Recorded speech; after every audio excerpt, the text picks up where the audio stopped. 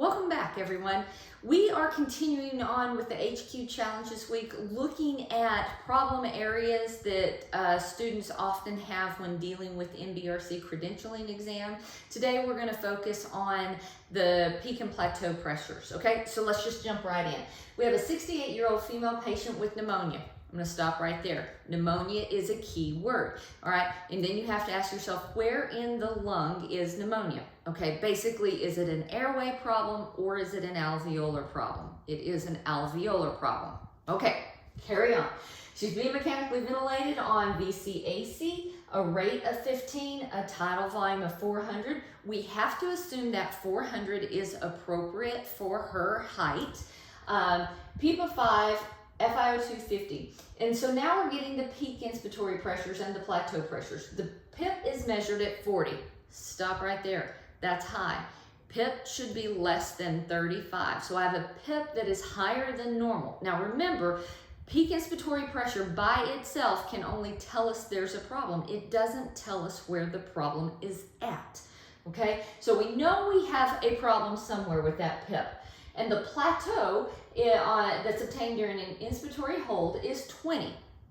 Okay, now remember, plateau should be less than 30, and it is. So that's telling us what we've got right here is the peak inspiratory pressure is 40, and the plateau pressure is 20. And there is a significant difference between the two. Okay, remember they should be close together, but when there's a significant difference between the two, that's going to mean we have an airway problem. Okay, so which of the following is the most appropriate interpretation? And we go to look at this, and here we go. The elevated PIP indicates increased airway resistance. It does, so let's read the rest of it. Assess for secretions and bronchospasm. Okay, that sounds like that's gonna be the right answer, but I don't know how many times I've actually answered a question wrong because I made the assumption that was right and I didn't read the rest of the question. So don't ever make assumptions, but so far, that's the answer.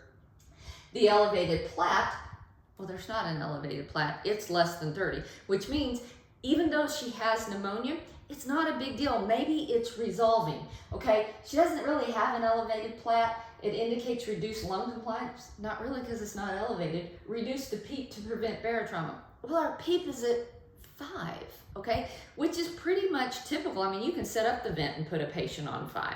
All right, so that's not the answer. Both the PIP and PLAT are elevated. No, they're not. Plateau is normal. PIP is 40, okay? So that's already wrong. The patient is at risk for volume trauma. Not necessarily, okay?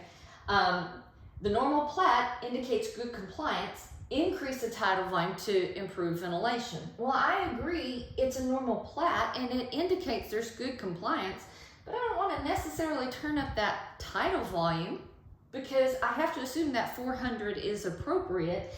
And I don't know that she's having a ventilation problem. The only way I know about ventilation is if I have a CO2, okay? So out of all of these answers, A is going to be the correct one. So hope this has helped. If you're struggling with it, go to my YouTube channel. Just this week, I posted the difference between PIP and PLAT. See you soon.